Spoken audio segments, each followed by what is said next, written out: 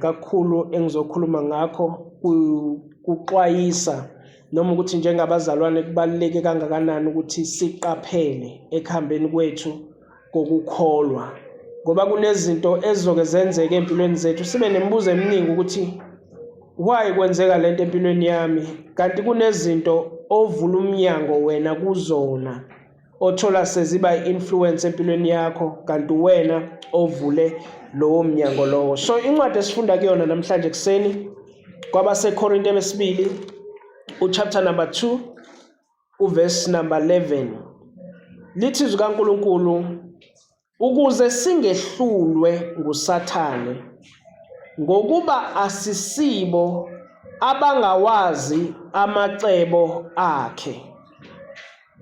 Lichaza ukuthi ukuze uSathane angasinqobi noma angasehluli, ngoba thina singabantu abangekho blind noma abawazi amacebo esitha, sinolwazi ukuthi uSathane angenzani empilweni zethu. Lokho kusenza ukuthi njengabazalwane sihambe sivula amehlo, sihambe sinokuwazi amacebo esitha. Ngoba mangabe umzalwane o-ignorant noma onganaki noma ongawavula amehlo akhe ekuhambeni kwakhe ekukholweni, kulula ukuthi ukhohliseke noma ugcine ulimala endleleni yokukholwa ngenxa yokuthi wena u-ignorant. Kunezinto ongazazi, kuyenzeka ulinyazwe ukuthi awazi. Ingakho mawufunda incwadi kaPeter wokuqala uchapter number 5 uverse number 8, la uNkulunkulu esixwayisa khona endleleni yethu yokuhamba ukuthi bazalwane, na indlela ekumele sihambe ngayo. Uthi qondani, amanye amazwi be sober. Masethi nilinde, nge-English kusho ukuthi be awake, noma umuntu oqaphelile ongalele. Qondani nilinde, isitha senu uSathane sihamba njengebhube selibhongayo sifuna esingamgwinya. Every day nje basiphila bazalwane, isitha sethu uSathane sizingela umuntu esingamgwinya. Amen. So esikholwa ke bazalwane, kubalekile ngaso sonke isikhathi ukuthi si-understand noma siqonde ukuthi uSathane unamacebo okulimaza izimpilo zethu. Ingakho uHosea ethi abantu bami bayabhubha ngenxa yokuswela ulwazi. You see? Bayabhubha not ukuthi ba weak, not ukuthi bakhathele, babhubha ngenxa yokuthi baswele ulwazi. Khona into abangayazi ebenza ukuthi balimale endleleni ngenxa yokuswela ulwazi. Uzathi uPaul mawufunda incwadi yabase-Efeso, ningamniki uSathane indawo. Kusayivesi elisixwayisayo njalo bazalwane naleli, ningamniki uSathane indawo. Ngamanye amazwi empilweni yakho ukhona into ongazenza unikeze uSathane indawo wena empilweni yakho. So namhlanje kuseni ngizokhuluma nje ngezinto ezimbalwa noma ngeke ngiziqede zonke ezoxwayisa umzalwane ukuthi mzalwane ungazenzi lezi zinto lezi, ngoba mawenza lezi zinto zizovulela uSathane umnyango empilweni yakho. Uzogcina umzalwane onezinto ezim-affectayo, onezimpo nazo okuwena ozibizile lozo zimpi osuzibona empilweni yakho. Lezi zinto lezi ungazenza zidonsa imimoya emibi ukuthi ize empilweni yakho. Umuntu oqala umuntu okhuluma kakhulu. Babona uNkulunkulu, ukukhuluma kakhulu ngaso sonke isikhathi ukhuluma kakhulu, uzukhulume nezinto ezingekho right. USathane asebenzise lolo thuba ukuthi wena ukhuluma kakhulu, umlomo wakhe awusokiwe. You always talk, you always want ukuthi ukhulume noma ukhiphe yonke into, ngisho nento engafanele. Lokho kuyenzeka ukuthi uhambe womzalwane ozilimaza yena empilweni yakhe. Ngasonke isikhathi wena ukhuluma ngomshado wakho, uthe umshado wami hlala utshela abantu umshado wami uyafa. Anginamali ngathi ngaqalekiswa kunamazwi nje akaphuma emlonyeni wakho engingafanele amazwi angenathemba uhlala njalo ukhuluma izinto ezigqilazayo noma ezingakhuluma okuhle ngempilo yakho. Sometimes ukukhuluma kakhulu bazalwane kuyayilimaza impilo yakho. Mabonke uNkulunkulu. Ku-different bazalwane ukucela i-advice ukuthi hayi uyakhuluma ngoba ufuna ukuthi ngi-advise. Like manje ngiya kumfundisi kunenkinga ethile empilweni yami.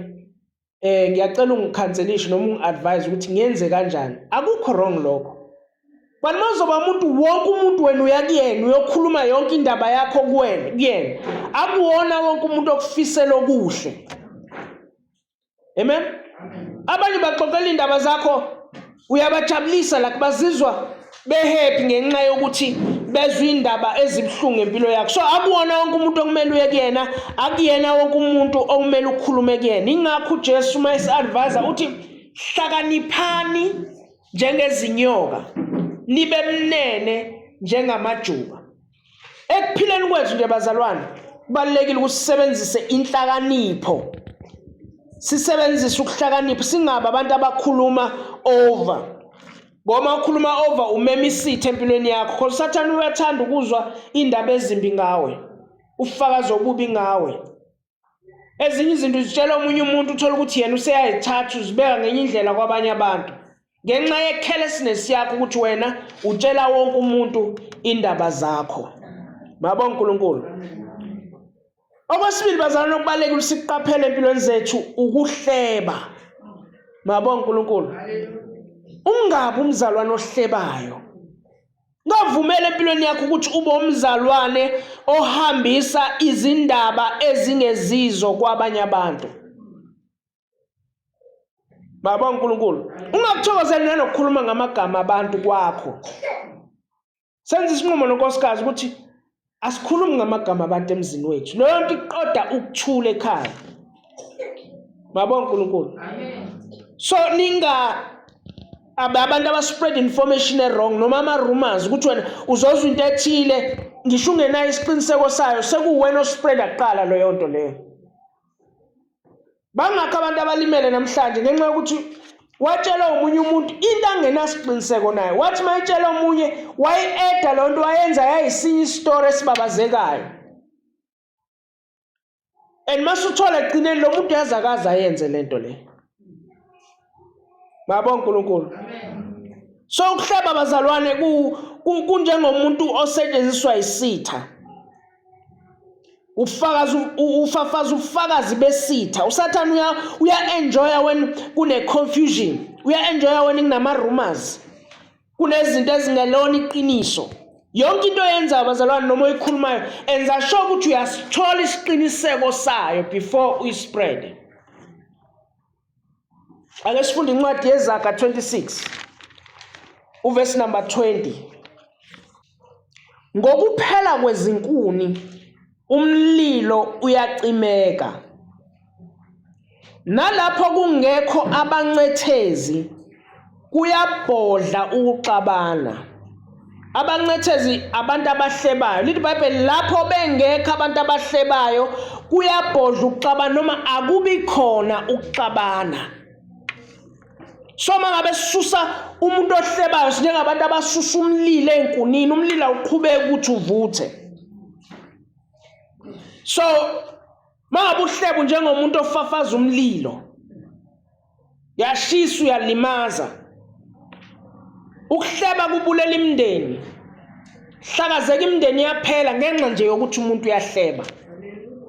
Kwafama amabandla, kwaphuka ubungani, kwatemejeka ireputation noma igama lomuntu ngenxa yokuthi khona umuntu oyedwa nje ohlebayo. Mabonke uNkulunkulu. Amen. Into ekumele siyiqaphele even nathi njengabazali nje bahlangene la siqaphele ezibandla mhlawumbe elikhula singaba abantu abahleba ngabanye abazalwane because lonto iyalidivide liqede ibandla. Mabonke uNkulunkulu. Amen. Ungahlanganisi even amanga neqiniso. Uyifundise njengomzalwane ukukhuluma iqiniso ngaso sonke isikhathi. Avoid ukuspreada izinto ezinegative noma ezingakhi. Mabonke uNkulunkulu. Ungakhulumi ngabantu, ungahlebi, ungalethi ukwahlukana, ungalethi ukuxabana, ungalethi confusion. Ngoba lezo zinto lezo zi-attract imoya wrong. Ugcina umuntu onenhliziyo, umuzwe lomzalwane noma ukhuluma naye akakhulumiswa komzalwane man. Because use-invite umoya wrong empilweni yakhe. Khona umuntu ongakhona ukuthi axoxe ingxoxo ngaphandle kokukhuluma ngabantu. Usuyimemela umoya wrong. Uthi wena into ekujabulisayo nje empilweni yakho ukukhuluma ngamagama abanye abantu. So ngakuvumeli lokho bazalwane empilweni yakho. Ngahlebi ngama-relationship abantu. Ngahlebi ngempilo yabanye abantu. Ungenayo nanesiqiniseko sayo. Because njengomuntu osebenzela uSathane, okhonza uSathane, oserve ipurpose noma owenza sure ukuthi iplan nohlelo lukaSathane luyaphumelela noma luyenzeka. Ngabonga uNkulunkulu. Okwesithathu bazalwane nomele ukuqaphela. Okokuqala ukukhuluma kakhulu, ukugosipha noma ukuhleba kuyingozi. Okwesithathu ukuba umzalwane ocela njalo. Ngabonga uNkulunkulu. Kuyingozi ukucela njalo kuba umuntu nje wena selokho waziwa umuntu ocelayo. Amen. Because manje invite even nama solution wrong.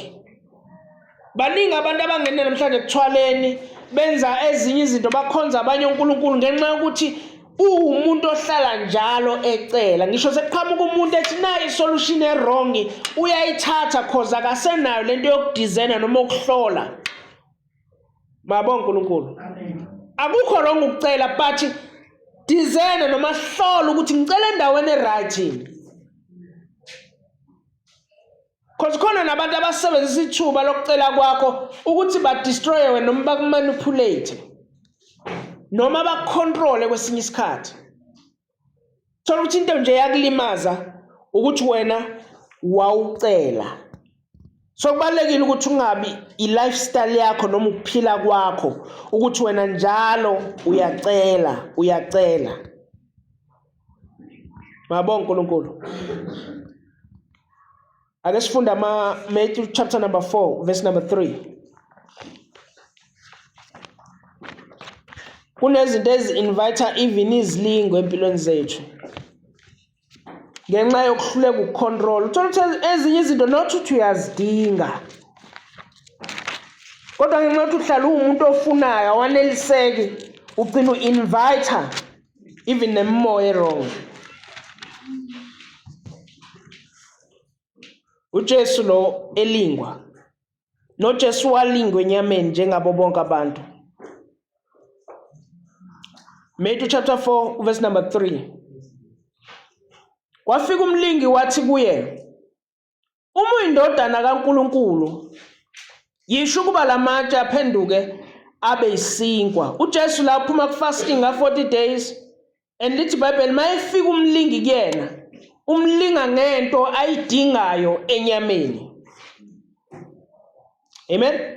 So yabo ukuthi even nezidingo zakhe esenyameni zingamema isithe empilweni yakho. Verse number 4, kepha waphendula wathi kulotshiwe ukuthi akusinkwa sodwa umuntu angaphila ngaso kodwa ngamazwi onke aphuma emlonyeni kaNkulunkulu. So kuba hungry noma ukuswela akusisona isono noma ukucela hayi ukuthi kuyisono. But wena masu desperate, khona umuntu ose desperate osethi noma yini ngingayenza ukuze ngibe right. Lapho usu invite imoya wrong empilweni yakho. So ungabi desperate uhluleke ukuhlola nokwazi ukuthi okay angimele ke ngicele la. Usizo lami akumele liqhamuke la. Kahle uNkulunkulu uyasifundisa ukuthi usizo lethu sazi ngasonke isikhathi ukuthi usizo lethu siluthola kuNkulunkulu ngaso sonke isikhathi. Okunye bazalwane okubalekile sikuqaphele njengabazalwane. Ukulaka. Mabonke uNkulunkulu. Ukuba umuntu onolaka. Siye encwadini yabase Efesu chapter 4 verse number 26. ubungozi bolaka empilweni yomzalwane.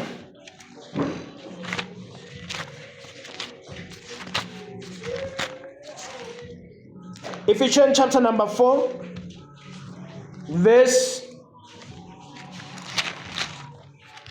number 26.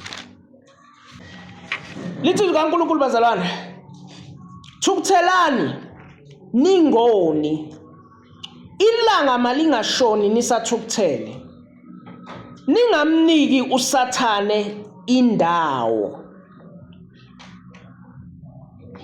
Yabo ukuthukuthela, lithi iBhayibheli once kwashona ilanga nisathukuthelene, unikeza usathane indawo. Especially thina abashadile, mangabe sixabana noma singaboni ngasolinye, lithi iBhayibheli malingashoni ilanga nisathukuthelene. Ngabonga uNkulunkulu. Amen. Angabi khona umuntu osambambela igqubu wakwenza into last year wena usabamba ukuthi wenza lokho because ugcina unikeza usathane indawo enhlizweni yakho, uzogcina umuntu oneenga, umuntu onolaka, umuntu onenzondo, onegrudge engapheli ngenxa ukuthi wahluleka ukudlulisa ngaloso sikhathi ukuthi ungamniki usathane indawo. The more usathane umnika igunya, the more ehlala ekhula kuleyo ndawo leyo. Baba uNkulunkulu. So mongabe uvumela ienga noma unikeza usathane indawo, njengomuntu othi woza sathane unginfluence noma ungicontrol. Woza sathane ucontrol indlela engicabanga ngayo ngalomuntu. Woza sathane unginfluence ngama-thought ami, aqhamuka lo muntu ama-thought akho abamamba uthi hey nangu lo sathane. So mangabe unikeza usathane indawo, uthi sathane tshale engqondweni yami, faka something engqondweni yami, and lonto leyo iba upoison kwelikamoya, and lowo poison lowo awuphuzwa lo muntu lo mdinela, uphuzwa nguwe noma ulimaza wena.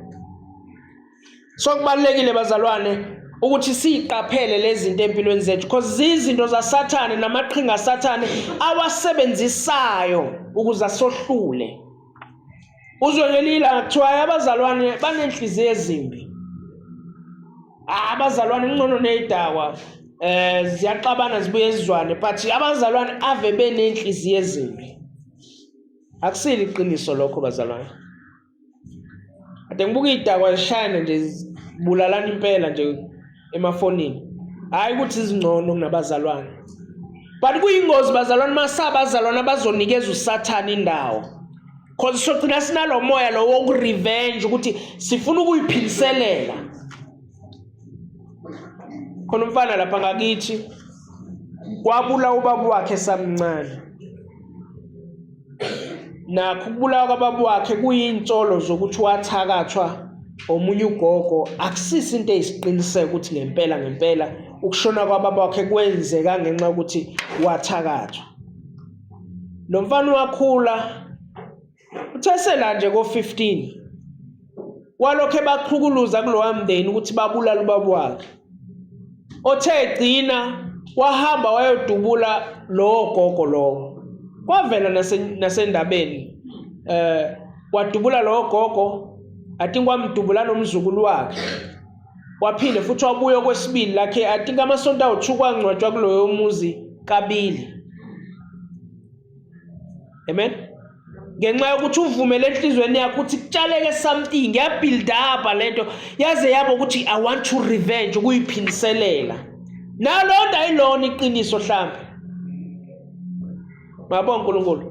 So kubalekile nje umzala protect inhliziyo yakho. Lithi iBhayibheli entweni zonke oyigcinayo vikela inhliziyo yakho. Ungabe umzalwane okhululekayo enenhliziyo errong ngaphakathi. Vikele khona konke.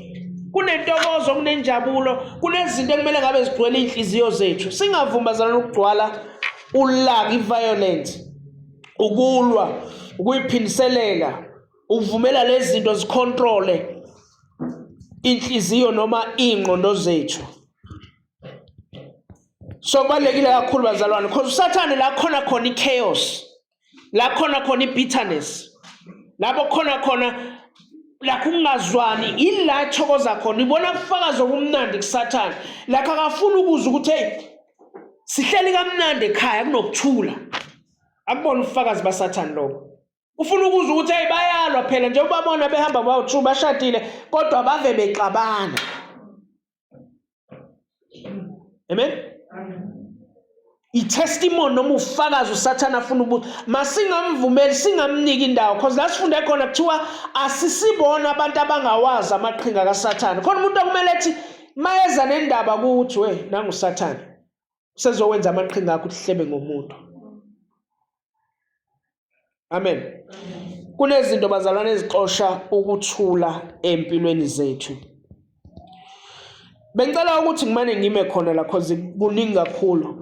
Actually enye incwadi engazibhala le so enye yama point akuyona so ngizoma la just ukuthi ngingaconfuse kodwa kubalekile bazalwane ukuthi ungabe umzalwane okhuluma kakhulu, ungabe umzalwane ohlebayo, ungabe umzalwane ovumela ienge imcontrol, ungabe umzalwane ocela uzucele nasendaweni ezirong. Mabonke uNkulunkulu because siyawazi amaqhinga kaSathane. Yabo mangabe ibhube silizingela umuntu lizingela inyamazana lifuna le weak le limele andilibamba yona kanjalo namzalwane ungahambi kahle uyi-invite isitha ukuthi sikwazi ukunqoba endleleni yakho yokukholwa. So protect your heart, ungavumeli noma yini enhlizweni yakho, ungavumeli umncolo, ungavumeli inzondo. Khulekela ukuthula ngasonke isikhathi. Nkosi ngipha ukuthula, ipha ikhaya lami ukuthula, ebandleni masibe nokuthula, yonke indawo la sihamba khona masihambe sinokuthula kukaNkulunkulu. Amen. Ake sikhuleke.